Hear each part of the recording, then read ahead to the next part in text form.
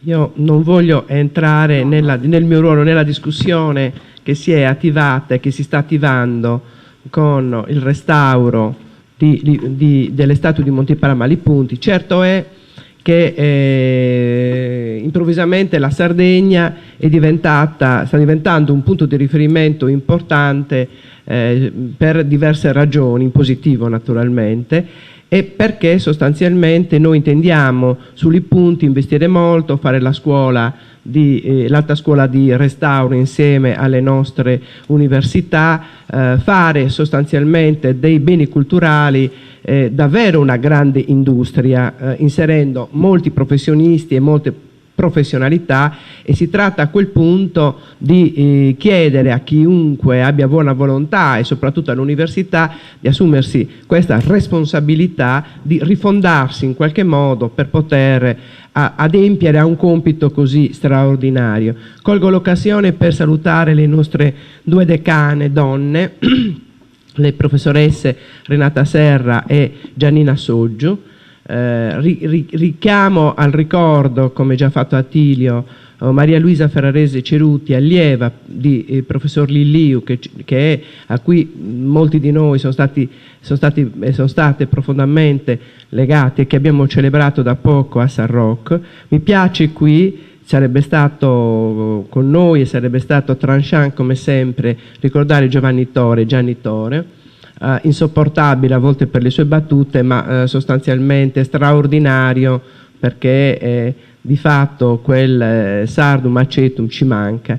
E Barrecca, sostenitore feroce della conservazione integrale di Tuvigeddu, io annuncio qui che la transazione con la proprietà Cocco in Viale Santa Vendrace è già chiusa. Questi giorni la Giunta definitivamente sancirà di acquisire, professore, la proprietà Cocco in Viale Santa Vendrace, quell'orribile manufatto che avrebbe occultato quello straordinario insediamento rupestre romano e alto medievale, sarà raso al suolo, nascerà una piazza, una delle porte d'ingresso a Tuvigeddu. È un altro dono che noi le portiamo oggi, nella convinzione che l'insegnamento suo per conservare il nostro patrimonio sarà sostanzialmente imperituro. Saluto i ragazzi e le ragazze che sono impegnati, come dicevo poco fa, nel lavoro dei corpora, e gli studenti che hanno voluto essere qui presenti. A loro noi diciamo che questo testimone, che questa fiaccola che Lilliu ha acceso, a loro continuarla evidentemente con tecnologie, con tecniche e metodiche superiori a quelle di cui noi eravamo in grado di controllare. E infatti, a proposito di tecnologie e di tecniche, la seconda parte di questa celebrazione, professor Lilliu, è proprio dedicata all'archeologia, al patrimonio e nella dialettica con la contemporaneità. Stiamo cercando, professore, di difendere il finanziamento che avevamo su Bettile. Ce lo vogliono prendere e portare via questi giorni, ma siamo lì a difendere il fatto che quei soldi sono nostri, ci spettano e il governo non ce li può togliere. Noi, se il ministro dei beni culturali sarà presente insieme a tutti gli altri ministri in questi giorni in Sardegna, noi gli porteremo sostanzialmente richieste molto precise da Tuvigeddu alla difesa di quello che è nostro. Nessuno ci può né togliere né regalare quello che già ci appartiene, che i nostri antenati hanno costruito. Chiamo qui adesso la professoressa Simonetta Angiulillo e Piero Bartoloni, che con gli altri, poi anche con Alberto Moravetti e Attilio Mastino, iniziano a raccontarci che cosa praticamente è il progetto del corpus e quindi dei corpora. Chi appunto per primo, forse Piero Bartoloni, no? o Moravetti, insomma, giocate voi cercando di essere velocissimi, questa seconda parte in cui vediamo in che cosa consiste appunto ciò che il professor Lilliu vide allora annunciato in una delibera e un anno dopo già in corso di realizzazione. Quindi, se è possibile, iniziamo direttamente appunto con la parte generale e poi con i singoli tematismi. Grazie. Caro maestro, sono felice e poco di vederla, di festeggiarla ancora una volta. Cari amici, Vi presento molto rapidamente questa impresa della Regione Sardegna che si affianca a quello che è la Digital Library e la Sardegna Cultura, due portali spettacolosi che sono veramente, da un punto di vista scientifico, di un'utilità incommensurabile e di una grande qualità, oltre al resto. L'assessorato alla pubblica istruzione ha pensato di arricchire questi portali con 3.900 oggetti, per il momento soltanto 3.900 oggetti, che provengono dalle tre grandi civiltà, che sono quella della civiltà nuragica, la civiltà fenice e punica e la civiltà romana e tardo-antica. 1.300 oggetti per ciascuna di queste grandi civiltà. Naturalmente nel progetto poi vi saranno anche, sarà affrontato il problema della Sardegna preistorica, non soltanto quella protostorica, e via via si completerà anche la parte successiva. Io mi sono occupato direttamente della parte fenice e punica e quindi vi presento molto rapidamente questo corpus. Il mondo dei Fenici ovviamente in Sardegna è ben noto, è una cultura, è una civiltà che ha preso piede fin dai primordi dell'VIII secolo a.C. e i Fenici in Sardegna hanno avuto un loro primo impatto pubblico con la grande mostra di Palazzo Crassi fatta nel 1988 a cura di Sabatino Moscati, del quale io mi fregio di essere allievo. Andiamo avanti, grazie. E quindi, come vi ho detto, l'assessore Antonietta Mongio ha immaginato questa implementazione, questo arricchimento della Digital Library e di Sardegna Cultura, introducendo questi 1.300 oggetti relativi alla civiltà fenice e punica. Naturalmente, come vi ho già preannunciato, vi sono anche in futuro proposte per inserire anche la Sardegna preistorica. Il colofone dell'impresa è questo, e cioè la partecipazione, vede la partecipazione dell'assessorato alla pubblica istruzione insieme, per quanto riguarda la Direzione Generale dei Beni Culturali, e il progetto si svolge in accordo con la Soprintendenza Archeologica per la Sardegna. La catalogazione è già iniziata e si prevede il termine del lavoro nel giro di pochi mesi. Questo è invece il colofone di chi partecipa all'impresa da un punto di vista scientifico. Vedete che il coordinatore generale è il professor Attilio Mastino, vi è il Dipartimento di Storia dell'Università di Sassari diretto dal professor Mattone, e poi per quanto riguarda le antichità nuragiche il coordinatore è il professor Moravetti, che ha parlato poco fa, e il coordinatore operativo è la dottoressa Betty Alba. Per quanto riguarda invece le antichità fenice e puniche io sono il coordinatore, mentre il coordinatore organizzativo è il dottor Guirguis, è un assegnista dell'Università di Sassari. Per quanto riguarda invece l'Università di Cagliari, il preside della facoltà di lettere Roberto Coroneo all'inizio ha cominciato a occuparsi della cosa e poi si è aggiunta la professoressa Angiolillo e la professoressa Martorelli, la coordinatrice operativa è la dottoressa Artizzo. Per quanto riguarda la civiltà fenice e punica sono stati attivati 11 musei dei quali 2 musei nazionali e 9 musei comunali. La tipologia è stata divisa in 16 sezioni che riguardano la statuaria, come vedete il rilievo in pietra, le stele, i bronzi, la turmata e fino alla ceramica vascolare.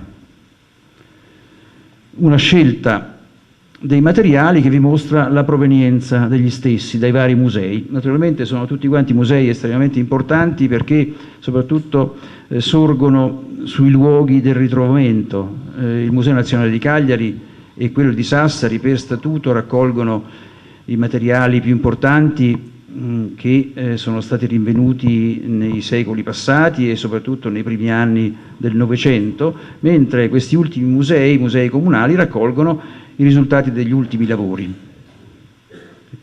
Quindi per quanto riguarda il rilievo, ecco, vedete il museo per esempio di Sassari, il museo di Oristano, il museo di Cagliari e così via. Le stele, andiamo avanti, si può andare avanti anche rapidamente. Gli scarabei, ecco, tutto è stato diviso, tutto è stato le turmata, le monete, tutto è stato diviso secondo una classificazione tipica della civiltà fenice punica per quanto riguarda questi materiali. Conclude appunto con le armi, poi l'ultimo è la ceramica e naturalmente raccoglie tutto quanto quello che è la parte, diciamo, più importante da un punto di vista anche conservativo, di stato di conservazione di questi materiali. I 1300 oggetti sono praticamente una sorta di crème de la crème della civiltà fenice punica. Bene, io ho concluso, vi ringrazio molto e passo la parola ad Alberto Moravetti per la civiltà al collega Moravetti nuragica e poi a Simonetta Angiolillo.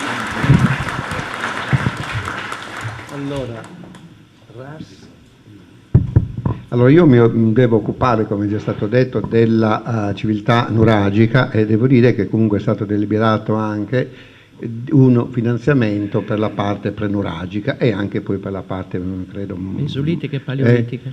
Sì, per il paleolitico, sino diciamo all'età del rame e poi appunto ci saranno anche altre fasi che saranno quelle del contemporaneo, di cui non mi occupo perché sono ignorante di quello. Vediamo adesso per la parte nuragica, sono sempre 1300 pezzi, sono 10 schedatori, va detto subito che questi 10 schedatori sono stati selezionati almeno all'interno di una quarantina di nominativi e sono schedatori che sono giovani colleghi, cioè hanno pubblicazioni, qualcuno ha dei libri, hanno i dottorati, hanno le specializzazioni e hanno anche un'età che non ce li consegna più come giovani ricercatori, come giovani appunto, ma sono ormai gente che ha anche superato i 40 anni, questo va detto per dire che forse stiamo bruciando una generazione di giovani. Anche qui abbiamo una, ecco qua c'è questa carta, in pratica anche qui abbiamo fatto una selezione nei maggiori musei della Sardegna, soprattutto quelli Cagliari e Sassari hanno dato diciamo Cagliari 520 pezzi e 385 Sassari, poi 186 pezzi li ha dati il Museo di Nuoro e poi misure minori anche i musei Villanova Foro 75, poi abbiamo Sardara con una trentina di pezzi, siamo andati anche a recuperare alcuni pezzi da Tetti che sono appena 6 pezzi però sono interessanti e così via. Abbiamo scelto anche noi la crema per così dire, ma non soltanto. Ecco un esempio, ci saranno delle ceramiche della fase iniziale del mondo nuragico che non sono bellissime, diciamolo pure, però sono un po' una fetta anche quelli della nostra storia. A volte abbiamo degli spilloni, dei semplici spilloni, cioè che però anche questi ovviamente vanno documentati, non è che dobbiamo avere sempre il bronzo figurato importantissimo. Va detto che poi abbiamo appunto il coordinatore, la dottoressa Alba, e poi un fotografo professionista. E noi adesso vedremo alcune immagini di alcuni di questi materiali. Andiamo all'altra, no, prima ce n'è un'altra, dovrebbe essercene un'altra forse l'immagine, forse allora l'abbiamo perduta. C'era un'immagine di una carta della Sardegna dove praticamente venivano proiettate sul territorio il territorio di rinvenimento, cioè vedere un pochino da dove provenivano questi materiali. È chiaro che ci sono tanti materiali che sono di provenienza diciamo sconosciuta, oppure c'è un'indicazione molto generica, non so, dall'Ogliastra per dire, oppure si dice dal Norese, soprattutto quello per bronzi figurati o materiali che sono di collezione. Ecco, questi sono alcuni di questi materiali che verranno appunto schedati. È chiaro che ci sono materiali che si conoscono, che sono nei musei, che sono stati già fotografati. Qual è la differenza? Che adesso abbiamo una schedatura elettronica che tra l'altro può essere utilizzata in vario modo e sono schedature ovviamente fatte con i criteri attuali e non come quelli appunto che anche io ho fatto tante schede cartacee e così via. E poi abbiamo una documentazione fotografica di primo ordine, tra l'altro il fotografo dovrà darci tutta una serie di scatti, quindi con dei particolari, tra l'altro guidato anche dall'archeologo, per cui a un certo momento potrà mettere anche in luce quelli che sono gli elementi da mettere in evidenza. Ecco qua abbiamo appunto questi materiali, vedete, la civiltà nuragica è inutile dire che un pochino è il cuore, non è vero? Tant'è che Lillio utilizzò il termine di civiltà, la civiltà dei sardi, che in realtà poi dal punto di vista strettamente archeologico è una cultura ancora, non è vero? C'è quella, però è in effetti ancora nel nostro cuore di sardi, non è vero? Cioè noi ci consegniamo alla storia quasi con questa appunto cultura nuragica. Non per nulla c'è la costante resistenziale nuragica di Liliu, che appunto ebbe così tanta fortuna che poi viene un pochino dagli storici contestati, ma io sono del parere che quella costante resistenziale è una costante resistenziale etica che forse non tutti appunto riescono ad accogliere. Ecco, qua tutta una serie di materiali, questi e tanti altri. Devo dire che ad esempio nel Museo di Nuoro ci sono gli ultimi ritrovamenti che sono stati fatti nei vari tempieti del Nuorese, e quindi sono materiali diciamo che non sono stati neanche pubblicati oppure pubblicati appena, e devo dire che in quel caso la dottoressa Fadda è stata abbastanza generosa, cosa che insomma rara avis, cioè perché gli archeologi ovviamente sono assai gelosi delle proprie cose, però ce l'ha fatti schedare e ce l'ha fatti appunto documentare.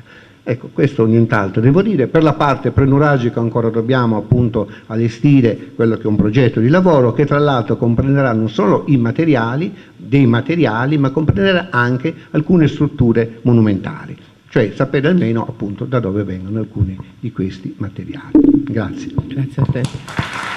Lavoro, come vedete, complesso, quindi non si tratta soltanto di schedare, si tratta di una sorta di ricognizione nella cultura materiale, molto, molto complicata anche nella elaborazione, perché si è trattato di dettagliare come una sorta di sceneggiatura, no? Qualsiasi cosa poteva essere utile per riconsiderare anche i luoghi di provenienza e appunto le relazioni. C'è stata una forte attività di collaborazione tra istituzioni, come Piero Bartoloni diceva, cioè l'assessorato sotto la direzione della dottoressa Marras, le università, le soprintendenze. Io ho incontrato l'altro giorno tutti i sovrintendenti, professore, è stato faticoso, cioè cercare di stare tutti insieme. Le avevamo promesso, celebrando Maria Luisa Ferraresi Ceruti, che la famiglia archeologica e storico-artistica è una famiglia complicata, complessa,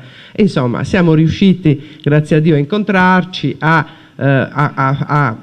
costruire anche percorsi che possano portare poi a istituzionalizzare, a proceduralizzare appunto le relazioni. I magazzini non devono essere più dei musei, luoghi sbarrati, ma devono essere luoghi accessibili. L'impegno è quello naturalmente di arrivare nel più breve tempo possibile, grazie anche a quello che è previsto nel codice urbani, ad avere anche una competenza appena più ampia rispetto a quello che attualmente abbiamo. Do la parola adesso alla professoressa Angiolillo, che presenta la parte romana e tardo antica. In realtà la ricerca attivata da professor Lilliu, che in questi 40 anni ha visto molte generazioni succedersi, in 40 anni ha portato in evidenza la straordinarietà non soltanto della parte preistorica o della parte fenicia, ma della parte romana, tardo antica e alto medievale, che a lungo è stata sostanzialmente sottovalutata e sottostimata. Oggi ne vediamo la grande importanza, e vediamo anche quanto quella tessitura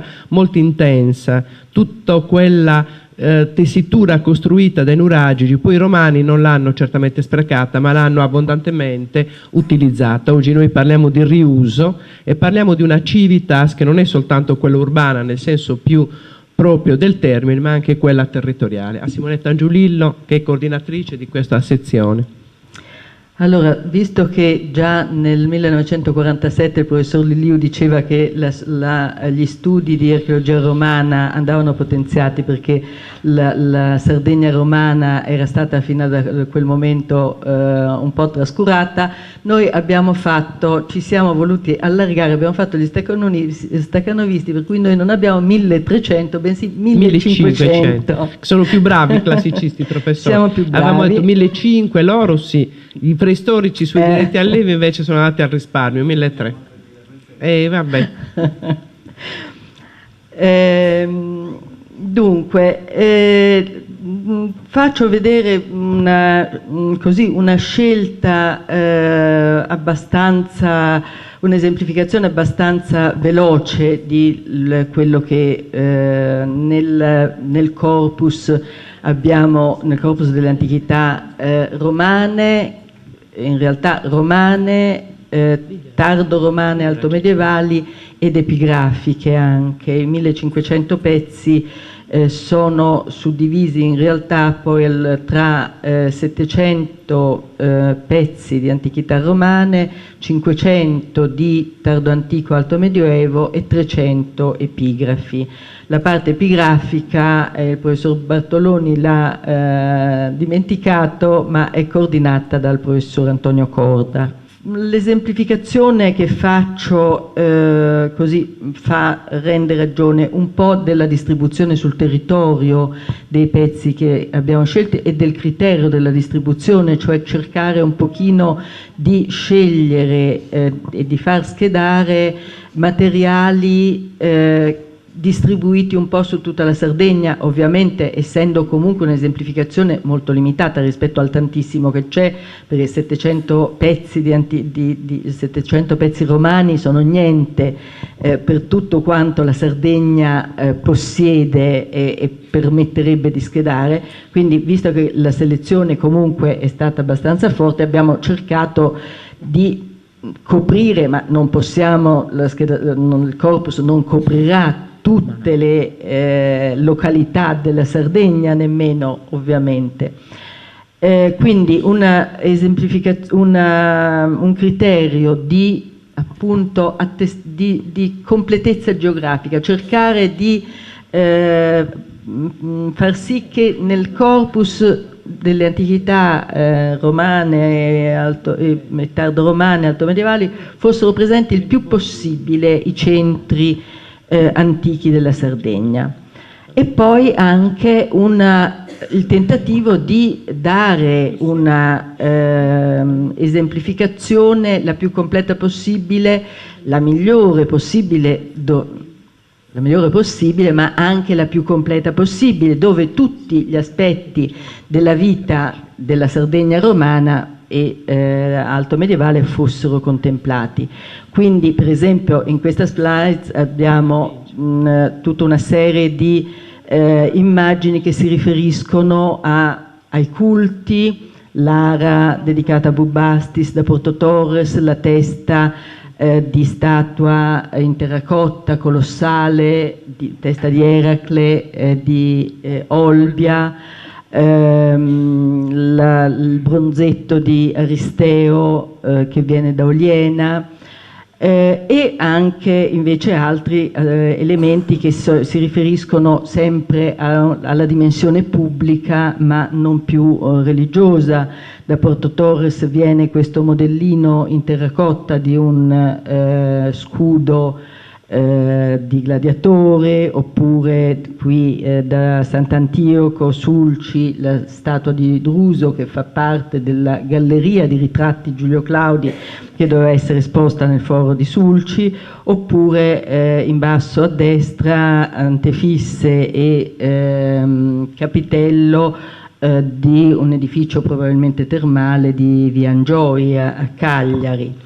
Oppure la prossima, una serie di attestazioni invece della vita privata, dai gioielli, il bracciale di Porto Torres conservato a Cagliari, ma insomma che vediamo in alto, utensili vari, chiavi, dadi da gioco, la bellissima tavoletta cerata in osso con il relativo stilo che viene da Tarros, oppure elementi decorativi della casa. Qui un mosaico di Sant'Antioco, mosaici ovviamente ce ne sono tanti, pitture non ne ho esemplificate, ma insomma nel corpus ne abbiamo messi parecchi, ceramica quanta se ne vuole di tutti i tipi, ritratti privati e pubblici, strumenti, ecco in basso a sinistra ci sono pinzette, spatoline, quindi anche attrezzature per l'uso della pulizia personale o sistemazione personale, attività artigianali o legate al commercio, le matrici per esempio di lucerne da Porto Torres, trovate a Porto Torres, o non l'ho messo nella slide per esemplificare, ma matrici di Cagliari, quelle di terracotte votive che vengono da Via Malta, oppure qui in basso nella miniera di Montevecchio i secchi usati proprio per la lavorazione nella miniera, le ancore.